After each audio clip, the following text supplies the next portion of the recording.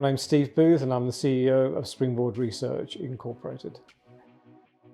We're a global business. We've got offices in APAC, in Europe and here in North America, and we specialise in counting the actual number of footfall visits to retail environments.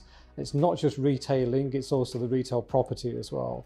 So we're pretty unique in the fact that we have a very large data set of people attending downtown, shopping malls, neighbourhood centres and strip malls, as well as retail units themselves. So the kind of trends we're seeing today in post-pandemic footfall patterns is we're seeing a large increase of customers returning to our downtowns and our shopping malls and our retail parks. But of course, it's been nothing like what we had pre-pandemic. And so we're operating in what I would term as an economy of scarcity. So we really need to understand our customers better.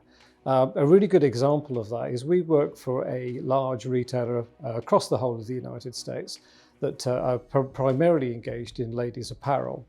And we noticed from our data that we were having multiple visits of people entering the store. But with our AI learning technology, we were able to identify that it was actually a male and a female that were accompanying each other. And so we notified the retailer and they skewed their merchandise and just slightly towards male orientated as well as female orientated. And then you see an increase in your basket size. So it's important that you understand the actual values of your customer and respond accordingly.